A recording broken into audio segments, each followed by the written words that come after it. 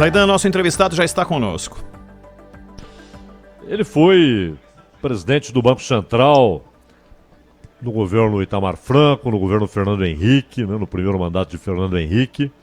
Ou seja, na concepção do Plano Real, lá estava Gustavo Loyola, na implantação, lá estava Gustavo Loyola, e na consolidação do Plano Real, lá estava Gustavo Loyola na presidência do Banco Central. Professor Loyola, muito obrigado pela atenção com a Bandeirantes. Boa tarde para o senhor. Boa tarde, Zaidan. Boa tarde a todos. Bom, eu até quero saber muito, claro, a opinião do senhor a respeito dessa volta da discussão sobre a independência do Banco Central, mas antes, aproveitando a presença do senhor aqui, o seu conhecimento, nós tivemos a divulgação dos números da economia no segundo trimestre de 2020, um tombo aí em relação ao trimestre anterior de 10,9%, mais de 12% em relação ao mesmo período de 2019. E no primeiro semestre, uma queda aí do Produto Interno Bruto Brasileiro, também considerável, mais de 6%. Esse tipo de terreno perdido é muito complicado e demorado para que o país recupere uma queda desse nível, provocada também aí pela pandemia, professor Loyola? Bom, a verdade, é um tempo perdido, né? Enfim, o efeito da pandemia foi terrível na economia brasileira, aliás, na economia mundial, né? E vamos ter que recuperar. A grande questão é como nós vamos recuperar. Para muitas das economias do mundo, essa recuperação virá rápida, né? Porque você tem um choque inicial, um choque causado pela pandemia.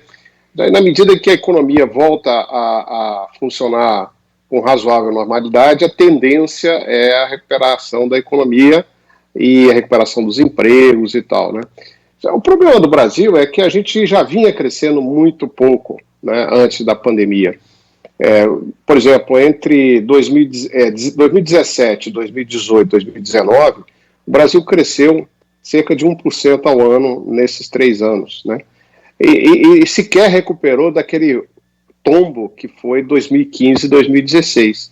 Então, no início desse ano de 2020, o nosso PIB não tinha chegado ainda praticamente, o nosso PIB per capita, aquilo que era antes da crise lá da saída da ex-presidente Dilma Rousseff. Então o Brasil já vinha tendo graves dificuldades para crescer. E agora vai mostrar dificuldades para sair dessa crise também. E infelizmente a gente vai ter um tombo nesse ano que não será compensado por um crescimento no ano que vem. A economia vai voltar a crescer, sem dúvida, mas aquém daquilo que se espera, né? O desemprego ainda deve continuar elevado no ano que vem. E aí tudo vai depender da capacidade do governo aí de prosseguir na agenda de reformas, de não deixar a questão fiscal sair do controle. Enfim, tem uma série de dúvidas sobre a gestão das políticas públicas e da política econômica em particular, né? E dependendo do tipo de gestão que nós tenhamos, a economia pode se recuperar de uma maneira mais rápida ou mais lenta, né? Bom, o senhor citou a questão fiscal e, claro, a economia brasileira já estava muito frágil, né? Começava a pensar em sair do buraco, toma essa paulada na pandemia, mas foram anos ali, 2 anos pelo menos de recessão, né? E já havia um número trágico de desempregados, etc.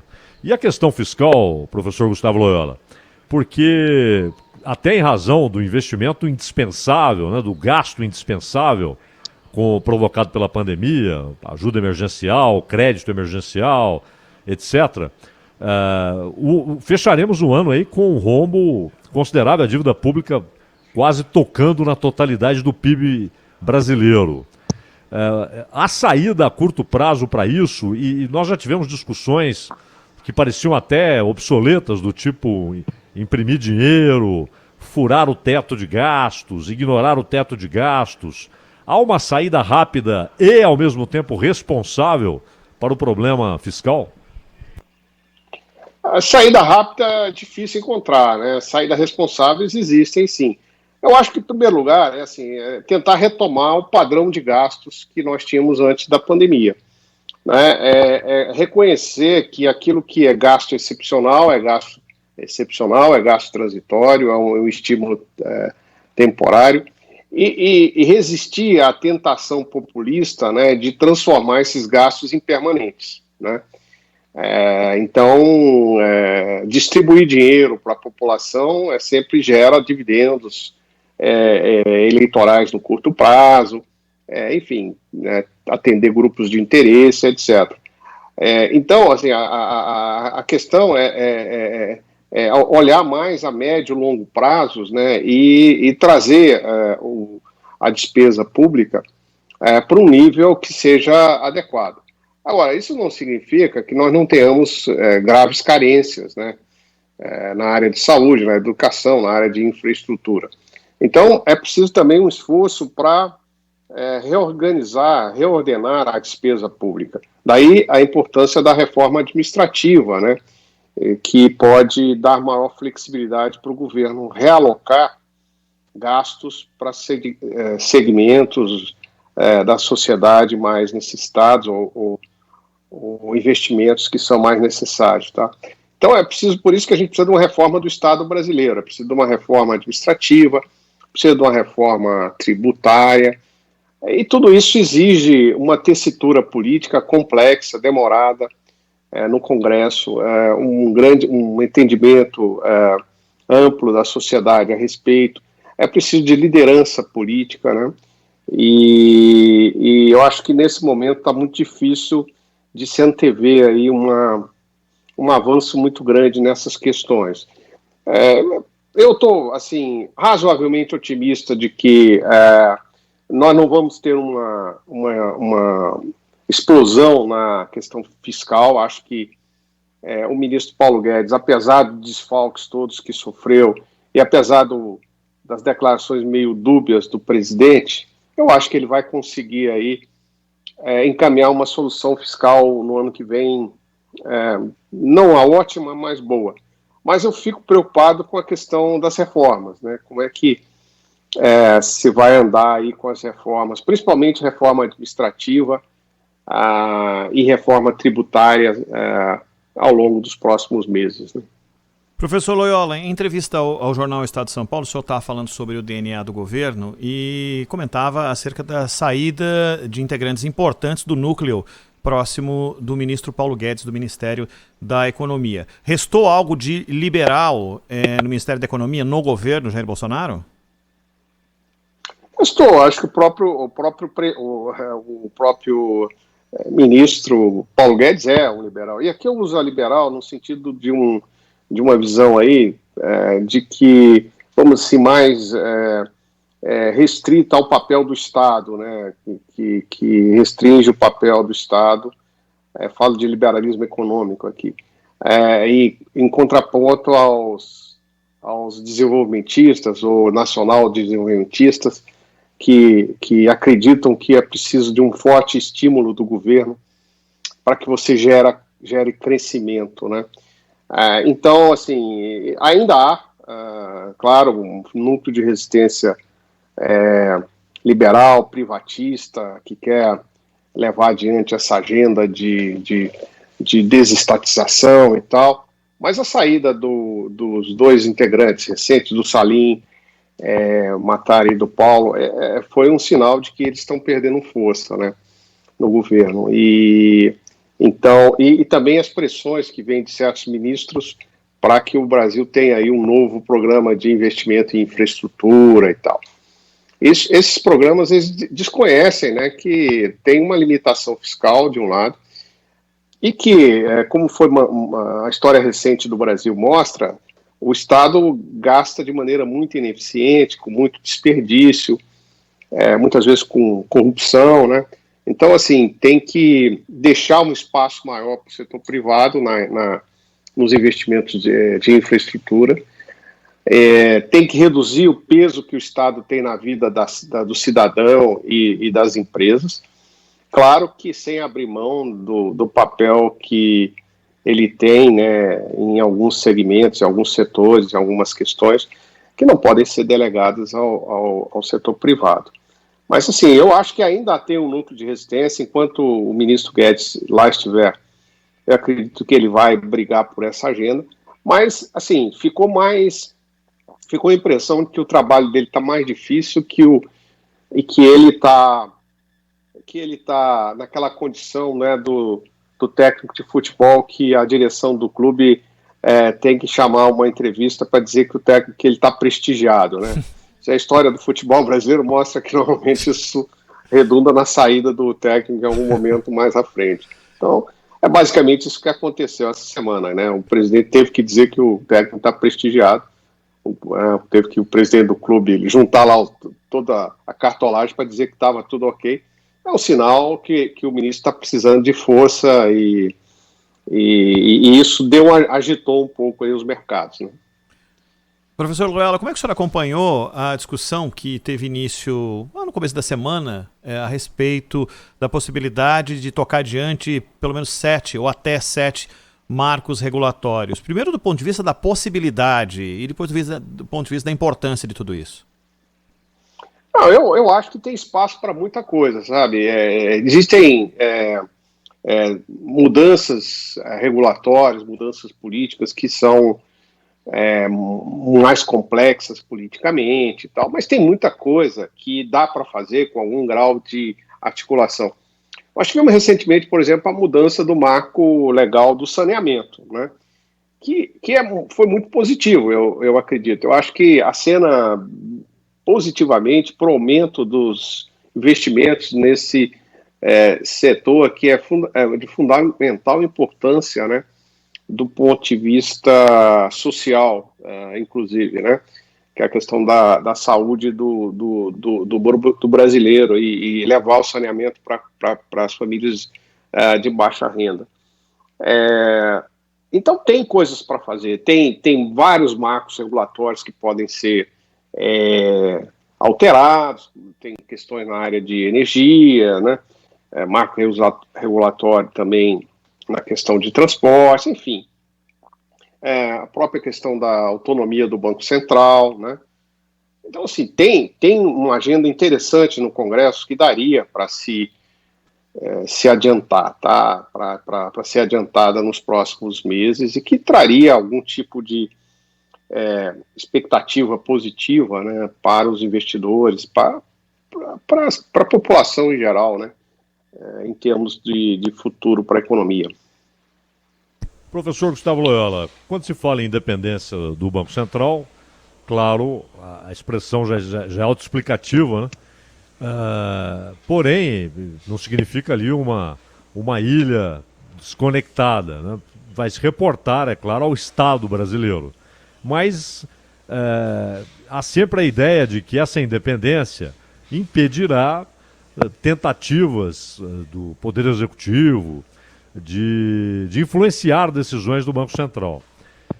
O senhor, pela experiência que teve, também pelo que observou, depois que o senhor deixou o Banco Central, pelo que observou nos mandatos seguintes, o senhor já viu uma interferência clara, notória, ou tentativa de influência, digamos, do Poder Executivo em relação às decisões do Copom, redução ou elevação de taxa de juros, por exemplo? Não, de uma maneira geral, eu acredito que nos últimos anos, desde do governo do ex-presidente Fernando Henrique, a autonomia do Banco Central tem sido respeitada. Durante o governo Dilma, os analistas ficaram com alguma suspeita, né, de que o Banco Central poderia estar agindo politicamente, principalmente quando no período da reeleição da presidente. Mas, enfim, não tem nenhuma evidência concreta disso. O que tem de evidência é que o Banco Central errou um pouco na política monetária. Naquele momento, o Banco Central deveria ter sido um pouco mais duro com a inflação e deixou a inflação sair do controle. Então, não seria leviandade da minha parte atribuir aí que a presidente teria interferido explicitamente no Banco Central, né? Mas ficou essa dúvida. E essa dúvida fica exatamente porque o Banco Central não tem autonomia formal. Se o Banco Central tivesse autonomia formal, inscrita em lei, ficaria mais óbvio, né, mais claro, de que o Banco Central seria responsável pelos seus próprios erros, né, que não teria havido nenhuma interferência, ou se tivesse havido, essa interferência poderia ter sido repelida, né, pela direção do Banco Central.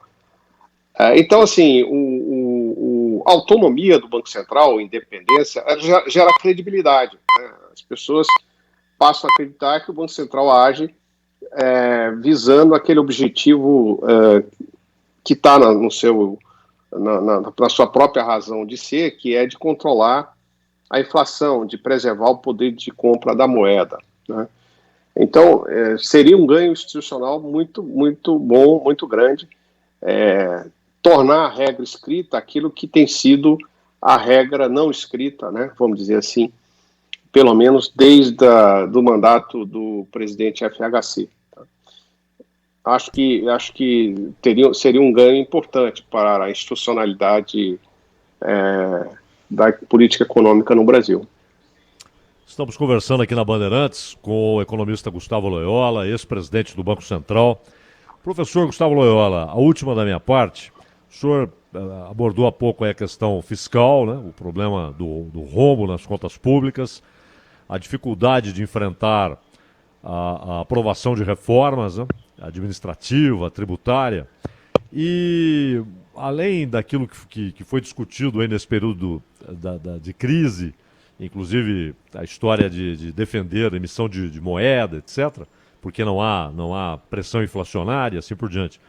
Mas um outro tema, e esse foi discutido, inclusive teoricamente, nós conversamos aqui com o Beluso, com a Laura Carvalho, com o Alexandre Schwarzman, muita gente opinou a respeito, Delfim Neto, que é aquela ideia keynesiana, né, que sempre volta quando há crise, que é a necessidade de investimentos em infraestrutura para produzir emprego, para atrair outras empresas que ficam ali como satélites de uma grande obra, fornecendo vidro, areia, cimento, e isso tem um impacto grande e rápido na geração de empregos, etc. A questão é, para fazer isso tem de ter dinheiro, né?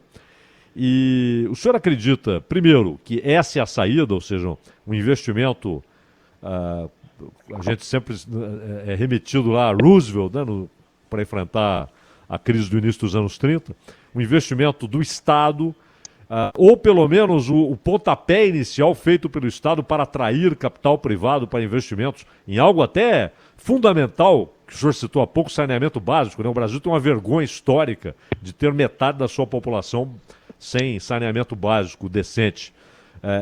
É uma saída ou, do ponto de vista teórico, conceitual, o senhor acha que esse caminho pode levar a um rombo ainda maior?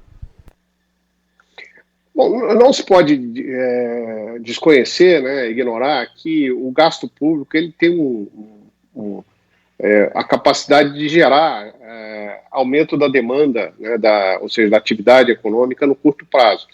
Por exemplo, saindo um pouquinho da questão do investimento, essa renda, o chamado Corona Voucher, aí, os R$600 que o governo está dando agora nesse período de pandemia, tem sido fundamental, olhando aí numa ótica mais econômica, para sustentar a atividade econômica. Não é só porque está sendo imprescindível para a população mais vulnerável, né? Mas tem gerado demanda, essas pessoas vão às compras, né?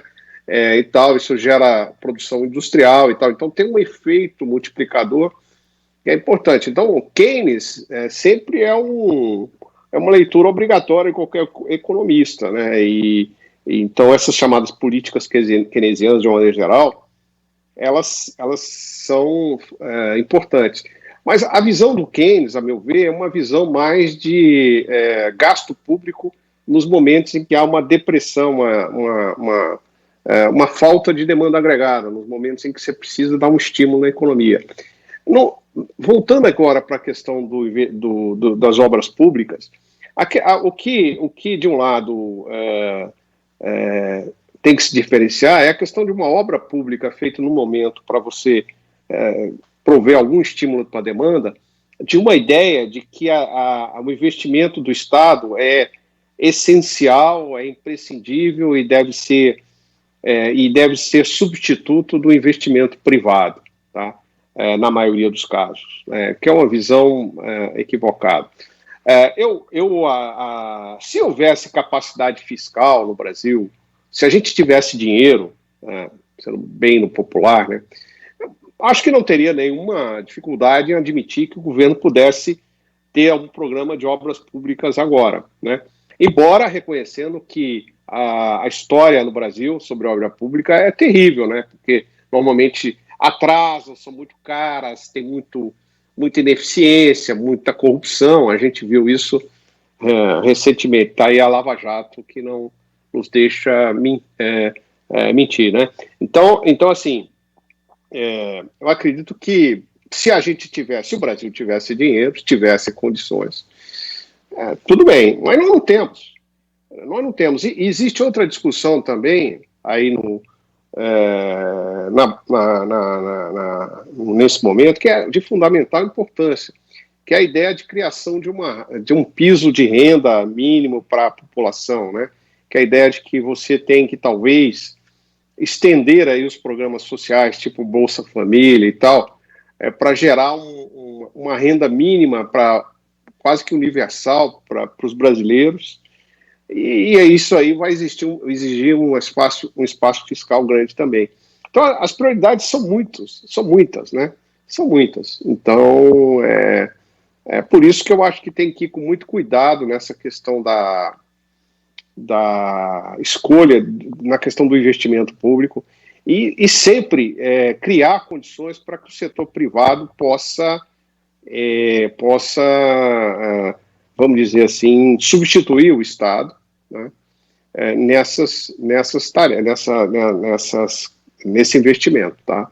Acho que isso que deveria ser de ter como uma política clara, e não uma política de criar estatais ou de criar, né, de colocar na mão aí do Estado a responsabilidade pela execução de infraestrutura. Professor Gustavo Loyola, ex-presidente do Banco Central, vários os temas aqui para a gente discutir, teremos outras oportunidades para falar de outros tantos. Professor, muitíssimo obrigado pela atenção com a Rádio Bandeirantes, até uma próxima oportunidade em breve. Eu que agradeço a vocês a oportunidade, uma boa tarde a todos. Boa tarde. Boa tarde.